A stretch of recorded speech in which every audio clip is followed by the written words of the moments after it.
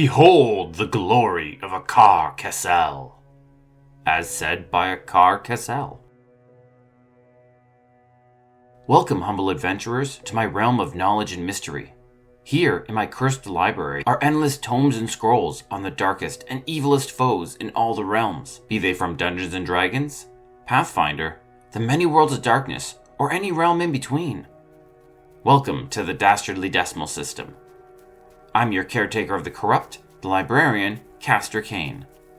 And supervising as always is Vega the cat. Hey buddy, hey, what's up? That's my snow globe, buddy. Vega, can you be careful with that? Vega! Fine. If I tell you yet another story about an evil mage, will you stop breaking my stuff? Okay. Then let me make a pot of Snowball fight tea. It's a flurry of coconut, white chocolate, and smooth rubios. I think I even have snowflake sprinkles. Let me get a cup, and we can dive into the frozen north to talk about Akar Kessel.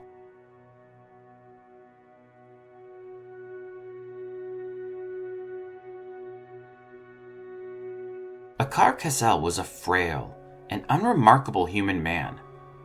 He had a feeble body, lacking both stamina and strength. When he became a warlord, he was dressed in vibrant green, outlandish robes that seemed to be totally out of place for the frozen north. As a wight, he was seen in purple robes with bone and steel coverings that sprawled across his chest like a spider. He wore a large metallic crown that jutted into the air several feet above his head, and has glowing eyes in the center of his skeletal, undead face. Akar was a talentless wizard, capable of only slinging the most basic of cantrips. Yet as a wight, he is capable of feeding on a person's life force, firing necrotic beams, making the ground explode, and even summoning necrotic fireballs to burn the area with sickly green flames. He even has an arsenal of spells at his disposal, ironically making him far more powerful as a dead soul than he ever was as a living one.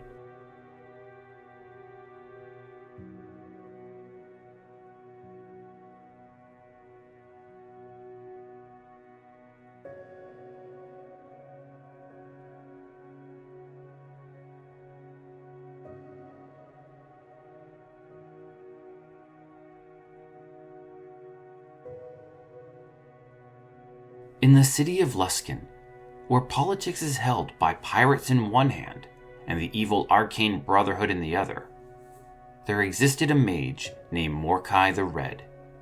He was a guardian of the North Tower, one that belonged to the host tower of the arcane. He was a powerful wizard with sinister spells, yet this story isn't about him. This story is about his apprentice. Akar Kessel was a terrible apprentice. He was referred to as a young, talentless, and a pathetic apprentice wizard. He was raised by Mordecai, becoming the closest thing to a father that Akar ever had. Yet despite that tutelage, the Arcane Brotherhood was a dark and toxic environment. Everybody longed for power, position, and riches. Akar was no different. He was a greedy man who thought that he deserved better than his current lot in life. In his mind, he deserved the highest of ranks, the most powerful of magical items, and an army to lead. Dendibar the Motlid saw this weakness within Akar and exploited it. He was a Brotherhood wizard himself, and one who longed for Mordecai's position within the Order. With the promise of riches and power, he convinced Akar to run a blade through his master, killing Mordecai. As a reward for his betrayal, Dendibar taught Akar a valuable lesson. Don't trust anybody. Dendibar knocked him out, teleported him away, and ditched him in the northern snow, leaving him there to die. Guilt assaulted his thoughts. Everybody terrorized him. He was bullied by younger apprentices, assaulted by older mages, and beaten by anyone more powerful than him in the Brotherhood, which was everybody. The only person who gave him respect, who showed him kindness, was Mordecai. And he had just killed him for greed. He had just killed the closest thing he had to a father for a failed promise. Consumed by depression, darkness, and guilt, Akar mindlessly walked through the snow, unsure of where he was heading, and only expecting to die. That's when it found him. The Crystal Shard.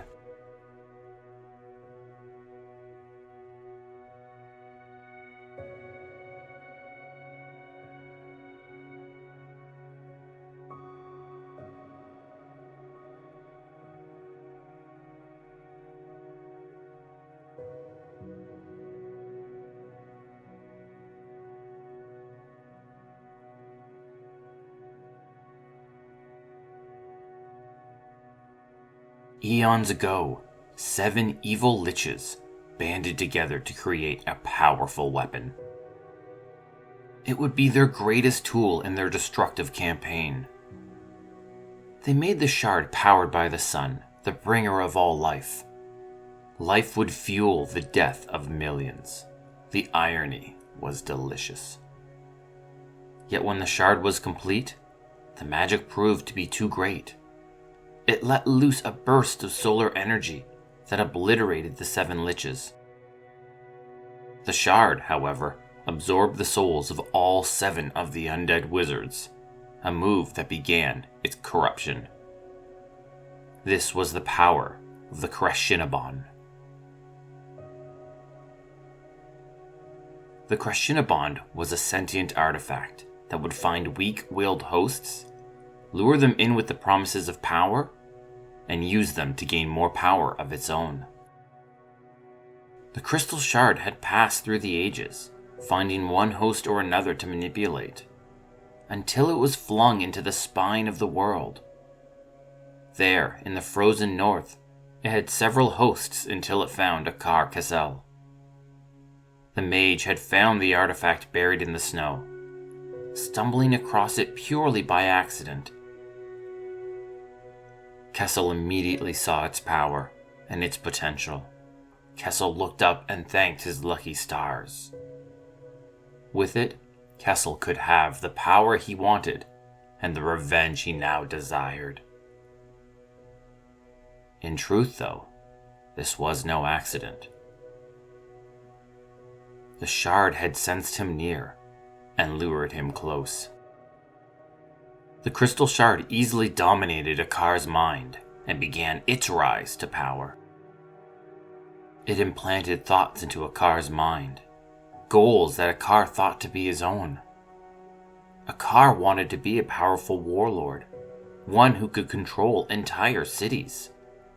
But in order to do that, he had to start small. He had to conquer 10 towns.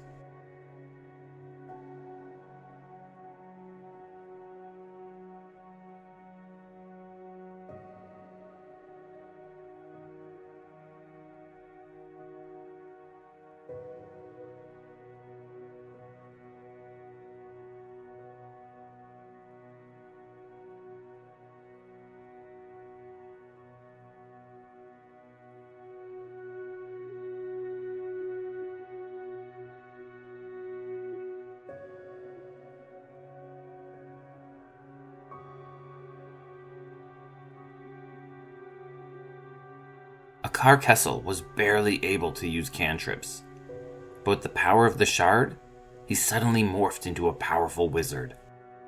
Using the shard, he created an enormous crystalline tower known as Crystal Tirith. It stood on the slopes of the Kelvin's Cairn mountain. With his base set up, he set out to build an army. Over the next 5 years, he started dominating armies of orcs, goblins, and trolls. He built an alliance with the Regiment Barbarians and the Baelor Lord known as Urtu. With his armies in place and his plan in motion, nothing could stop his advances. 10 towns would be his. Or so he thought. Whenever evil takes form, there always tends to be heroes that set out to stop it. So at the height of Akar's invasion, 5 heroes banded together, 5 friends. They faced off against the wizard and would be the architects of his fall.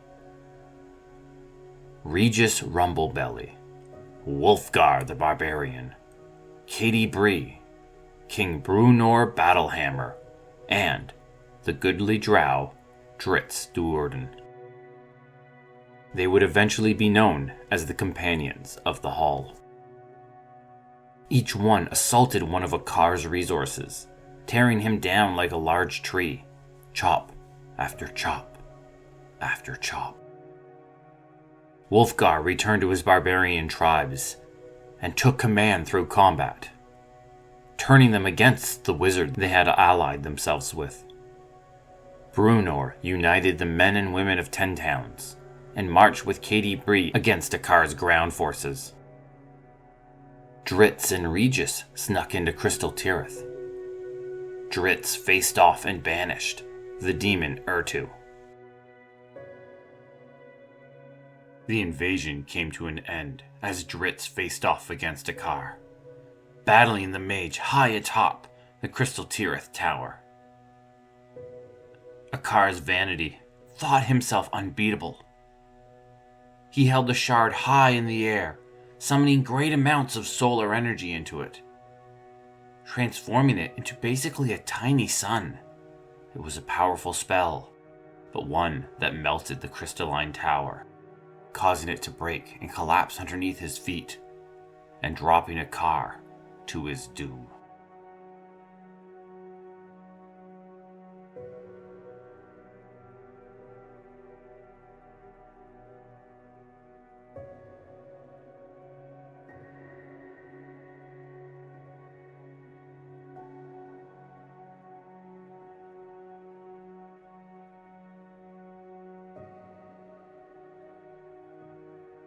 Dritz would go on to fight and defeat numerous powerful creatures and enemies, including, but not limited to, Oblad Many Arrows, the Lich Ebon Soul, various demons, and countless powerful drow.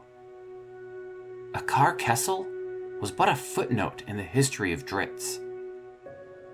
In the 129 years since his death, few cared about Akar ever again.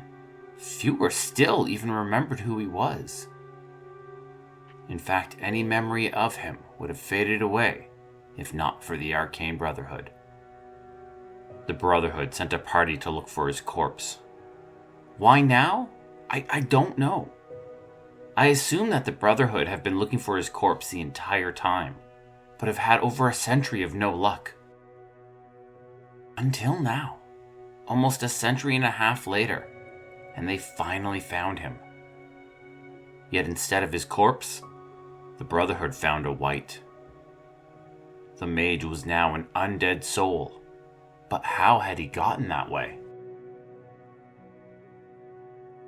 Shortly after the fall of Crystal Tirith, a group of mages that worship the Crescenabon, the Order of the Light, found his body and transformed him into an undead being. One who ironically had more magic than he ever did as a living soul. When the remnants of his army marched upon Icedwind Dale, he joined them until he was bested once again by the Companions of the Hall. Weakened, his ghostly form returned to the place of his death. He returned to Kelvin's Cairn. Now freed from his resting place, and his ghostly form refilled with necrotic energy, Akar was desperate to reunite with the Crescenabon, but it had been destroyed years prior. Instead, he was drawn to any remnant of the artifact. He led the Brotherhood to the site of his former tower. When his Crystal Tirith was destroyed, crystal turned to dust, and that dust fused with the ice of the north. This created black ice. While connected to the former shard, it possessed none of its intelligence, It did, however, have the ability to taint the mind of those who touched it. Now, for a sadistic glee, Akar has convinced a blacksmith to make weapons out of black ice.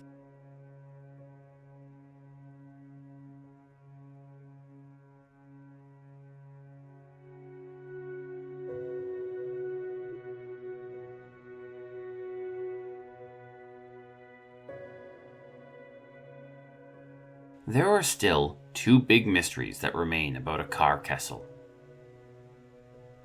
For those that dare march the frozen north of Faerun, there is still a chance you may encounter him. As a wight, he's far more powerful than he was as a wizard, and far more dangerous with his black ice weapons. But what is it that keeps him tethered to the material plane?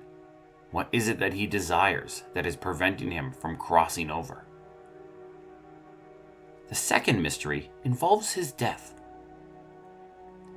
Akar casted a foolish spell that led to his tower melting and him falling to his death. But the question remains, how did a crystal tower suddenly melt? There are some that say it wasn't Kessel's spell that caused his death, but Krashinabon itself. The Shard, upset with yet another of Akar's failures, decided to abandon the wizard in order to seek a stronger host. You're right, Vega. It is ironic. Being too weak is what drew him and the Shard together, but it is also what caused him to fall hundreds of feet to his death on an icy mountain. In my younger days, when I was hungry for knowledge and power, perhaps I too would have been drawn to the Shard like Akar was. But now, as a wiser adult, I would never accept such a deal. I have learned that there are far more important things in life than power.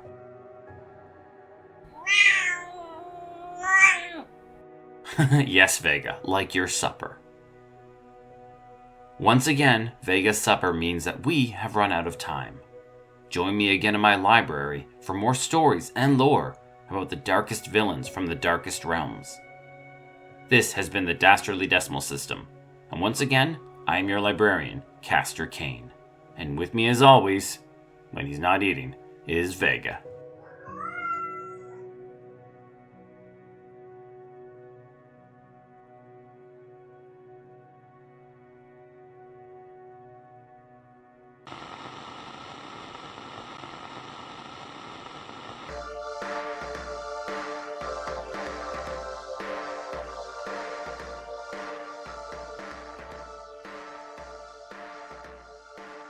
Do you love the Dastardly Decimal System and want to support us? Check out our new Patreon. Members will get access to show notes, official artwork, our new bonus episode series called Cleaning Up After Tea Time, and of course, plenty of cat pics of Vega voice actors Vash and Zid. You'll even be able to suggest a topic for a future episode. Check it out at patreon.com/Dastardly Decimal System. If you are not financially able and still want to support us, suggest the show to a D&D loving friend. It really helps us get noticed. The Dastardly Decimal System can be found on Twitter, Instagram, Facebook, TikTok, and BlueSky at DD System Podcast. That's Delta Delta System Podcast. Drop us a message and say hi. Vega always loves the attention. This podcast was produced by Midnight Reading Audio, a division of Midnight Reading Publishing. The voice of Castor Cain is Larry Gent. The voice of Vega is provided by my cats, Vash and Zid. Thank you, and have a wonderful, wonderful day.